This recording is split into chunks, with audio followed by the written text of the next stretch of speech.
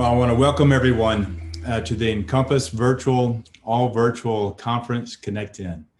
And today I'm very pleased to introduce a good friend, Karl Rove, who, as I look at the screen behind him of the great Capitol in the Lone Star State, I met him some 21 years ago as he was conducting the Front Porch campaign for George W. Bush as he began his effort to run for president. And Karl, before I introduce you, just talk a little bit. You are almost closing out our last 3 days of really tremendous speakers. On the first day, we had Brett Favre, Hall of Fame quarterback from my home state of Mississippi. Your neighbor from Austin, Michael Dell, led a keynote with Senator Roger Wicker. We've had Jim Clyburn, a tremendous leader, Whip of the House, on the other side of the aisle, and Mike Doyle, who's the chairman of the subcommittee in the House. We've had Chairman Pye and Commissioner Brendan Carr and Commissioner Starks, and then tens of CEOs of our member companies that are part of INCOMPAS that are building the fiber and the small cell and the wireless networks of the future, from communities small to large, from small companies to large, and regional, local to national. And so we've had a great week, and we're looking forward to your comments. I'm going to introduce you before we get into the meat and the heart of what we want to talk about today. But most of y'all know Karl Rove is an iconic political strategist, one of the most sought after political brains of our time. He is best known and sought after for the robust knowledge that he has of major political issues of the day. Rove served as senior advisor to President George W. Bush from 2000 to 2007 and deputy chief of staff from 2004 to 2007. At the White House, he oversaw the offices of strategic initiatives, political affairs, public liaison, intergovernmental affairs, and deputy chief of staff for policy. He coordinated the White House policymaking process. And before Karl Rove became known as the architect, or that's how he became known as the architect of President Bush's 2000 and 2004 campaigns. He's been president of Karl Rove and Company, and he's in Austin-based public affairs that works for a number of Republican candidates, nonpartisan causes, and nonprofit groups. Today, Karl Rove writes a weekly op-ed for the Wall Street Journal, is a Fox News contributor, and is author of the newly released book, The Triumph of William McKinley: Why the Election of 1896 Matters, or Still Matters, and the New York Times bestseller, Courage and Consequence. So we're going to talk about courage and consequence today. The issue of 5G, if there's ever been an issue that is both requiring courageous vision and has significant consequence. I guess my first question is, how did the architect of political presidential campaigns become a possible architect of 5G? If you could share with us and our viewers how you became interested and engaged and involved in this national significant policy debate over 5G. Yeah, well, thanks, Chip. Thanks, first of all, for having me. I do want to say something. You mentioned two names that I've known for a long, long time, Roger Wicker and Michael Dell. I'm sure it was a great panel. I didn't see it, but I'm sure it was a great panel. I've known Roger since Roger was the son of an old Pontotoc, Mississippi County Chancery judge. Judge Wicker was an old line Democrat, and he sent his boy off to the University of Mississippi, and the boy turned into a radical. He became a Republican. And Roger and I have known each other since college Republican days. When I started a business in Austin, a direct marketing business, direct mail business, I used to take this is in 1981. I used to take I had a Hewlett Packard Mini, and the terminals kept breaking down, and I took them over I was 29 or 30, and I would take them over to a walk-up on Guadalupe Street across from the University of Texas, where a 21-year-old ultimate dropout, college dropout named Michael Dell would fix them for me. My only complaint is he never asked me to invest in his computer company. But anyway, I've known Michael for a long time. One of the nicest, kindest, smartest people I've ever met. So I'm glad you had both of them on the panel. Yeah, what am I doing here? it all goes back to a momentous day that we just marked a few days ago, 9/11. On 9/11, the communications in New York among the first responders collapsed. There were two problems: interoperability. Literally, the radios of the departments would not talk to the radios of other departments. In fact, there were radios of the fire department that would not talk to radios, other radios of the fire department. That problem's being solved by us all moving to wireless. But the other problem was in some ways more severe and more difficult, and that was the amount of spectrum set aside for first responder communications was too small and was overwhelmed by the communications on that fateful day in New York. And what we found in the after action studies of that was that that was customary in times of big national incidents, even if they were regional in nature. We saw it, for example, in the Northridge earthquake in the 1990s. It was Hurricane Andrew in South Florida in the 1990s. It turned out that there's this consistent pattern of insufficient amount of spectrum for first responder communications. So the 9/11 Commission, in its report findings, recommended the creation of a robust band of spectrum for first responder communications. And I was part of the White House group that sort of was involved in overseeing that process. First of all, we had to arrive at what was the size of spectrum needed. And frankly, it was like, wetting your finger and putting it in the air. We ultimately took the guidance from law enforcement professionals who were dealing with this issue at the local level, who recommended that at least 20 megahertz be set aside for first responder communications. And therein began a process that was amazing to me because it was lengthy, difficult, burdensome. The last recommendation of the 9/11 Commission to be finally acted upon was the creation of that spectrum for what is now called FirstNet. First, we had to identify the blocks of spectrum. Then we had to negotiate with the Defense Department, the Commerce Department, the Weather Service. I think Ag had a little bit of it. We had to agree upon the spectrum, and then we had to clear it. We had to move the things that were in there out so that that spectrum could be shared with first responders. And as we went through this process, the longer it went on, the more acute it became to me that spectrum is incredibly valuable. Demand for it is rising faster than we could ever imagine, and God is not creating any more spectrum. So we needed to find a way to use that spectrum more efficiently, because most of the time, in most places, most of that 20 megahertz, as in the case of the spectrum that's held by the carriers, most of that spectrum on most towers goes mostly unused virtually all of the time. So we use spectrum inefficiently, and yet we're demanding more and more use of it. And that experiment caused me at the end of it to say, we better find a better way than doing what we're doing, which is clearing that spectrum, giving it over to exclusive use, and then hoping that things work out. As I listen, I think back, I was in Congress during 9/11, and then for our home state, Katrina. And in both cases, the communication systems were wiped out, and it had significant, severe consequences as a result. And I had the chance to work on the same set of issues from the Energy and Commerce Committee, and laying the groundwork, what eventually became the FirstNet, the public safety dual use network, is both dedicated to our first responders and those that are responding in crisis to meet the needs of recovery and in the midst of whatever the crisis may be, and the dual use that it can be used on a commercial basis. I had another experience that was at the time completely unconnected to the issue that we're talking about today. And Texas in the 1990s, under then Governor George W. Bush, led the country in creating a wholesale market for electricity. There's a weird anomaly. Texas is its own, the country's divided into regions for electric generation, for power generation. Texas is virtually its own area. So it has authority. We don't have to engage in, we got a little bits and pieces of Texas that are in with Oklahoma and I believe New Mexico, but virtually all of Texas, including all of its population centers, are in a region of its own.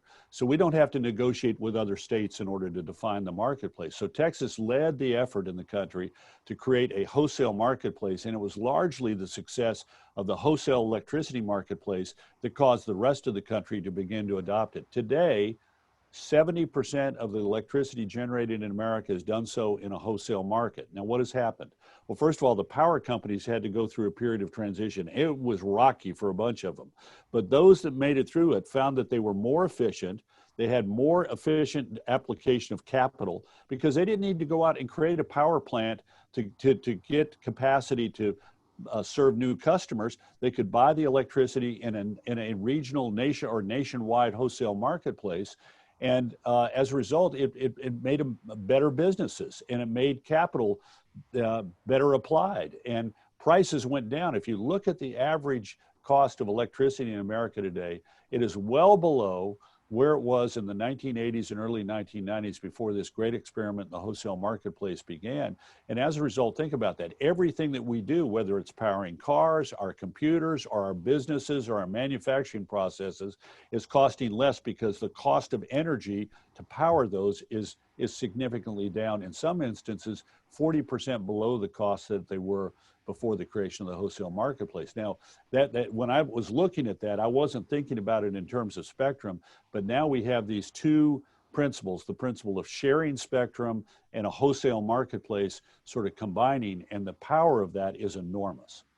You know, as you talk about the Texas electricity model, it really was the model for the rest of the country. And because of what y'all did on the wholesale market in electricity, you have more abundant energy, lower cost energy, more diverse, more renewables, cleaner. Yeah. And then your economy really took off because you had the cheapest energy in the region. And yeah, so and you hit on something that was important. We think of Texas oil and gas, but we have the highest percentage of renewables of any state in the country because this allowed, you know, wind and solar, which are both variable in production. The wholesale marketplace allows you to maximize the efficiency of those renewables. So Texas, counter to the image of us as being a dirty state, we've got the cleanest mix of energy in the country, and increasingly more and more natural gas is displacing coal. So we're also one of the more efficient ones when it comes to reducing absolute greenhouse gas emissions. But again, the benefit of the market and the benefit of a wholesale market in particular. Yeah.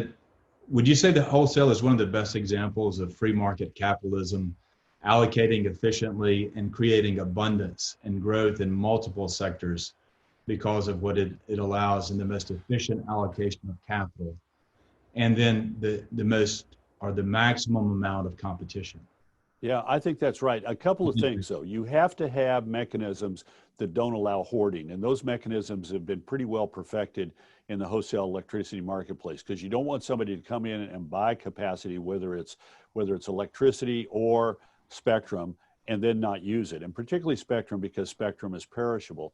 And then second of all, you do have to be conscious of setting a floor price, because there are going to be points, but this is particularly true for spectrum, that, you know, at 1 o'clock in the morning in rural Texas, you know, the cost, there are not going to be a lot of people, you know, competing for that. So you do need to set a floor price, which is just above, you know, 0 cents, but there's got to be a cost to it in order for people to you know, for the price mechanisms to work. But yeah, absolutely. Wholesale markets, particularly when it comes to spectrum, allow us to use things more efficiently, drive down prices. And this is particularly important for America. I mean, it just boggles my mind. Last October, America became #1.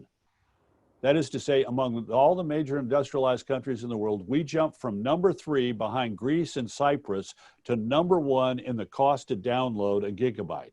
We used to be #3, but then we passed Greece and Cyprus to be the most expensive in the world.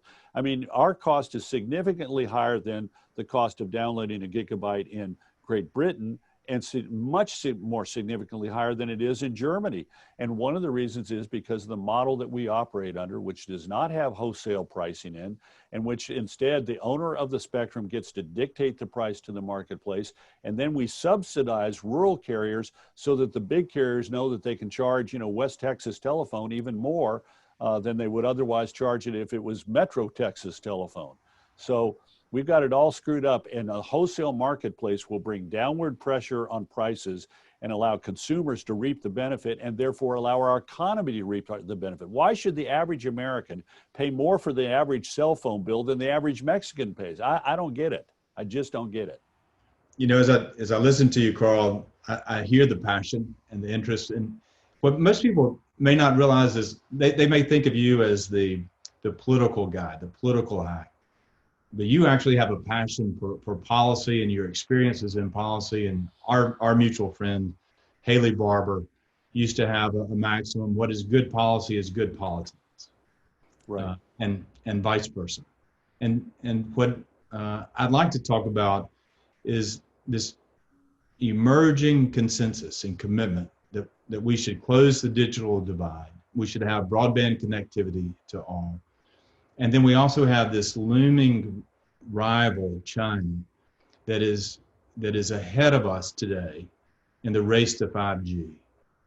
So talk about, why is 5G so important, both on the connectivity, providing broadband to rural America, and why is it important to win this race against China?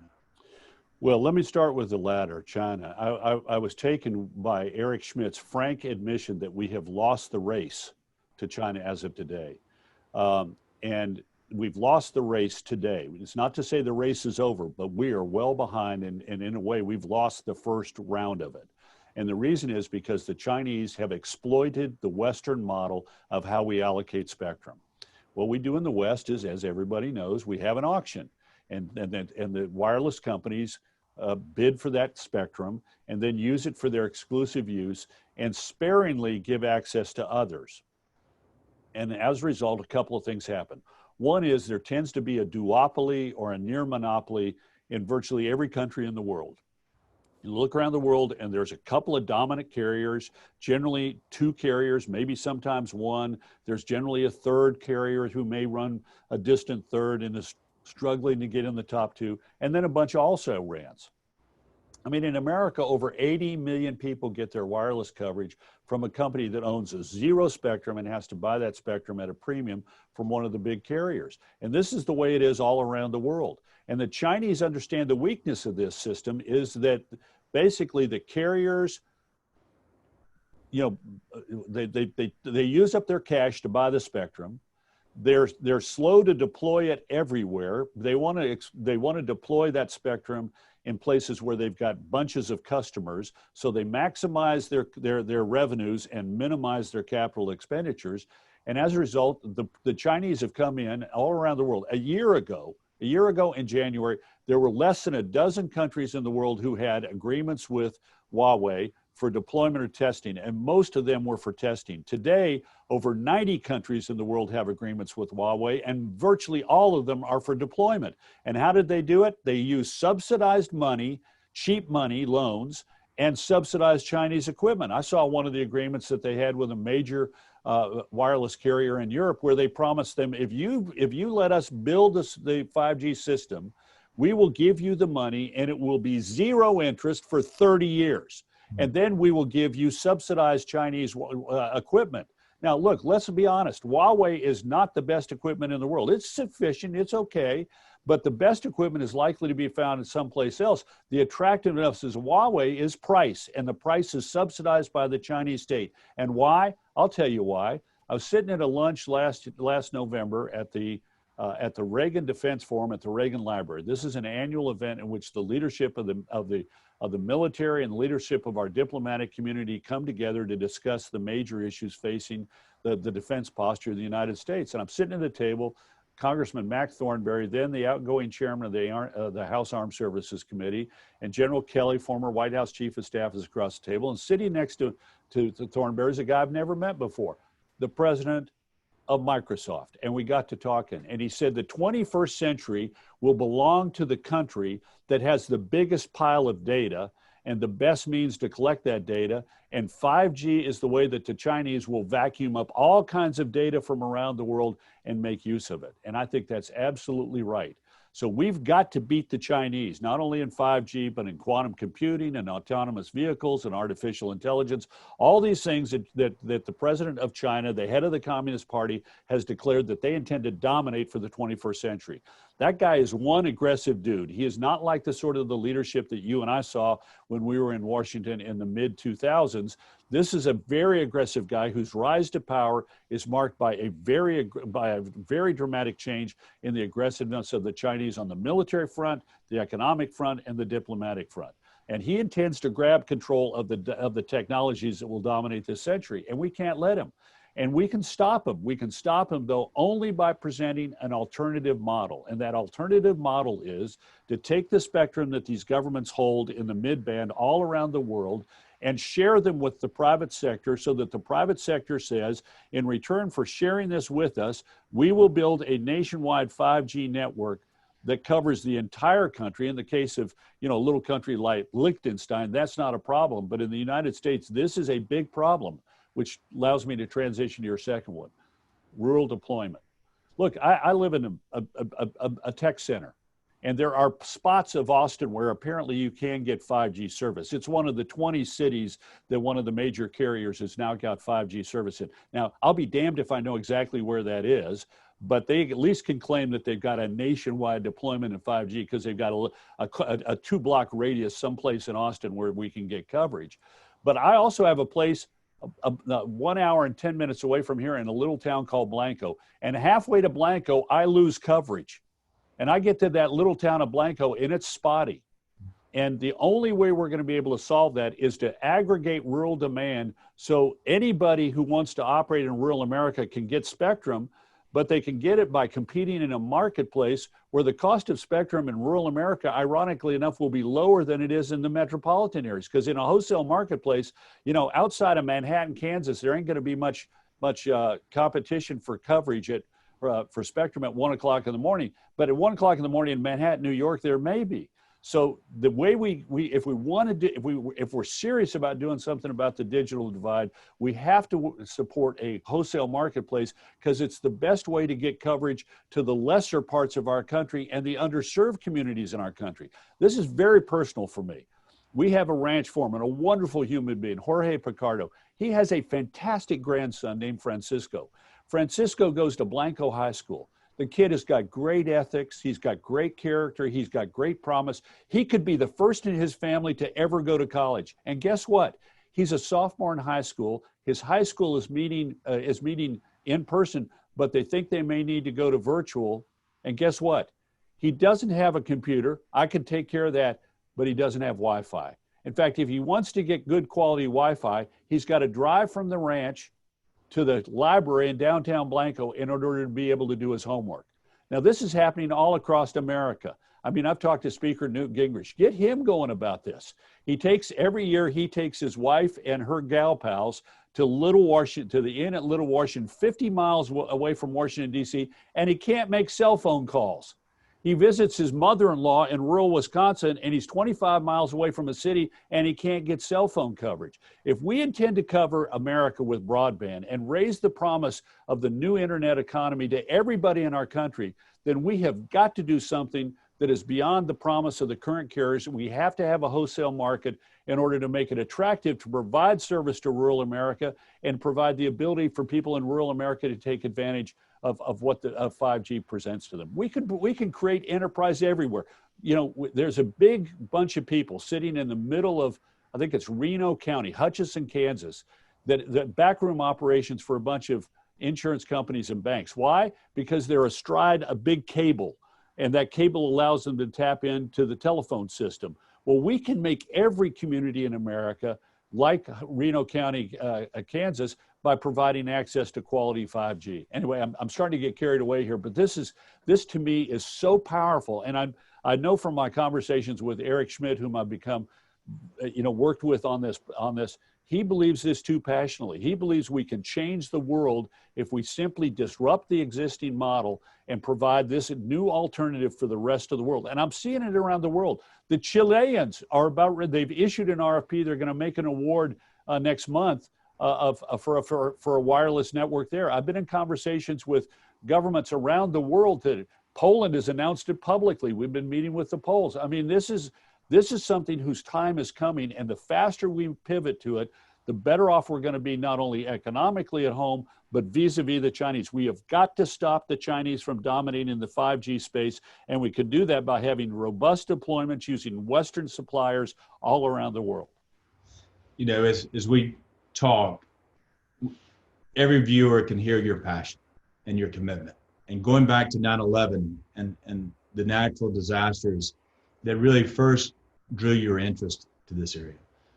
A model was set up where there was a dual use public safety commercial network, now called FirstNet.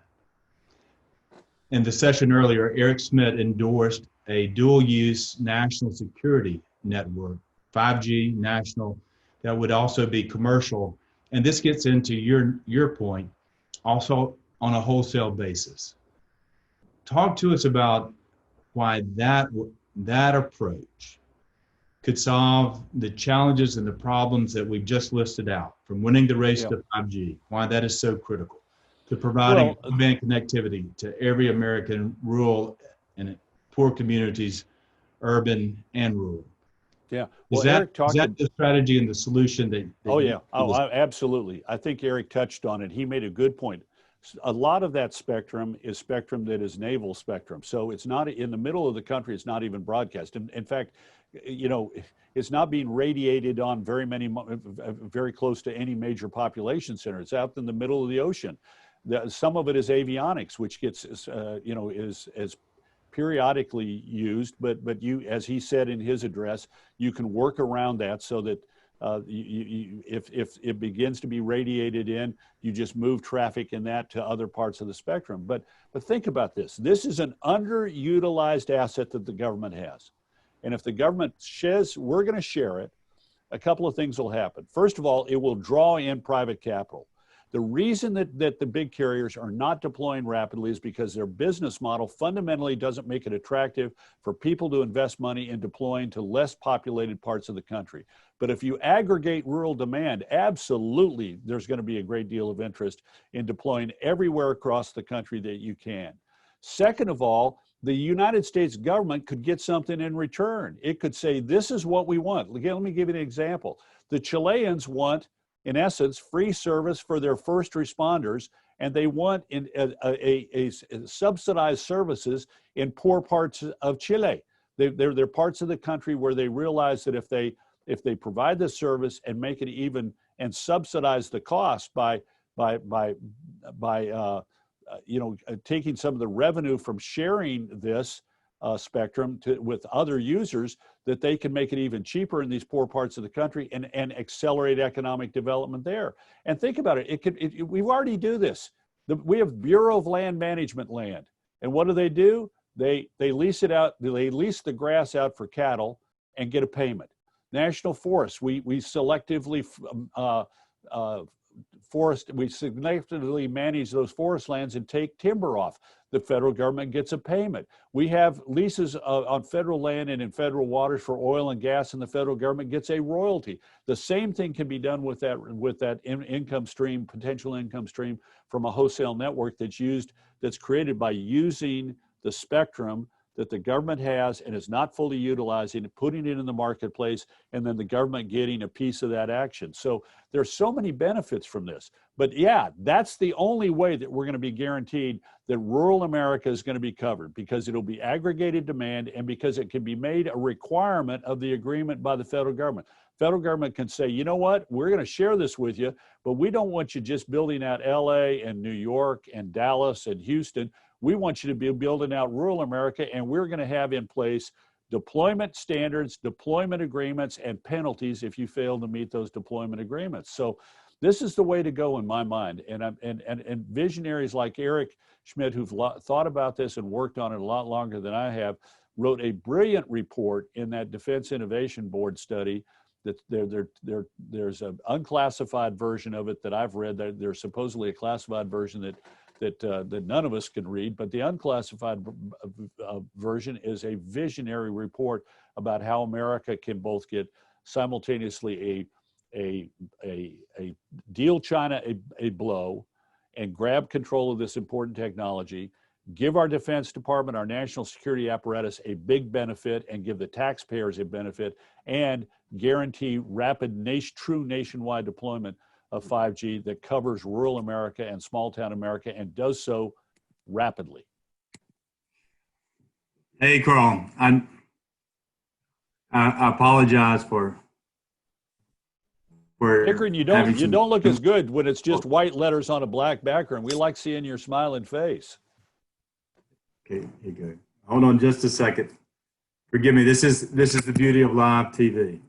There we go. There you are. There you are. All right. Hey, we laid out, and you laid out, I think, extremely well, how to win the race to 5G, why it matters, how to bring rural broadband connectivity, and all of those issues. How do you see this affecting the political races this fall for Congress, for the presidency? Give us a little bit of a political background that you think that the broadband and 5G could play into both good policy and politics. Yeah. Well, first of all, I don't see it as a particularly partisan measure. In fact, I've had some interesting conversations with some very liberal members of the House who grasp what this means, because this is really like a gigantic cut in the monthly outlays of ordinary Americans. We all live off of our phones now. So if suddenly we're able to bring about a wholesale network that reduces prices, what that means is more money is going to stay in the pockets of everybody, and that's particularly acute to people for whom their wireless bills are a bigger share of their disposable income than it is for others. So this is something that cuts across partisan lines. The second thing is that it really does pit an entrenched interest who likes the status quo against a very disruptive change. And look, we instinctively welcome a certain amount of change, but we're a little bit scared of big change. And this is a big change, admittedly, because what it's going to do is it's going to create a gigantic marketplace, wholesale marketplace, just like we had in electricity. And there were a lot of fears, and there was a period of transition in which things were a little rocky and people had to figure out how to adjust. But the stakes are so high. We are dividing ourselves into two countries, a country with access to high quality broadband and a part of the country that doesn't. I've been talking with Senator Roy Blunt of Missouri. You get a guy wired up about it, it's Blunt, because 30% of the people of Missouri lack access to quality broadband. So you have thriving economies in, say, the greater St. Louis area and the greater Kansas City area, and maybe the greater Springfield area, but you got a lot of places in that state that are not enjoying the rudimentary basic benefits of having access to quality broadband. So we've got to do something about this, because rural America tends to be poor, it tends to be more diverse, and it tends to be people who, lacking this access, are not going to be able to fully participate in the economy and the culture and the society of a modern America. So we've got to get this done. So I think it's the kind of thing that can cut across party lines, and I hope it would. Look, there are two big ways of doing this. One way is to take a big chunk of money and throw at the carriers and say, keep doing what you're doing, only do it with our taxpayer dollars. Another way is to say we're going to strategically and thoughtfully use an underused asset of the federal government and use that as an incentive and a spur for the private sector to step up and innovate and create and compete. And now let me mention one other thing. That realize this too. We do this. I've been talking to people like some of Dell's people, and what they're looking for is a robust deployment of 5G that allows them to ramp up their research and development of the products that are needed for 5G, like software-defined radio, for example. And what we lack now is that robust purchasing power out there. We lack the carriers are only able to do this in small increments. And that's the way it is all around the world. If the US takes the lead and creates a wholesale marketplace, and we have a gigantic, robust deployment of a true nationwide 5G network within a relatively short number of years, other countries like Chile and others are going to follow. And if you talk to the equipment suppliers, the people who are going to make the things and write the software and develop and deliver the services, they will tell you that's exactly what's needed to keep us at the cutting edge of innovation and create jobs in the United States of America. So this has also got big ramifications for our employment base and our future prosperity, not only in the application and use of 5G, but in the creation of it as well. Well, Karl, I can't thank you enough for all your time, your efforts on this, the way that you've championed building out a 5G network, winning the race to 5G, serving rural America and the underserved communities and those who are not connected today, and why it's so important, both nationally and for our geopolitical strategic interests as a nation. I'm glad that you are committed and passionate about solving this problem, meeting the challenge, rising to the occasion. And so I look forward to working with you on this as we go forward. It appears that there is the possibility that the administration will make a decision that will allow DoD to share their spectrum, to have an RFP process where they would take bids to build the network in a short period of time, with a vast majority of Americans being able to get broadband service as a result. Eric Schmidt endorsed it earlier. Eric Schmidt earlier said that we really face a national emergency if we lose this or fail to reach the commitment of connectivity for all. So I couldn't think of two greater leaders, one political and policy and the other in the technology industry, maybe on both sides of the aisle, who have come together in common cause to try to find a solution and to do it in a way that's the best interest of every American and for our country. So thank you, Karl, for all of your leadership, your service, and your commitment on this issue.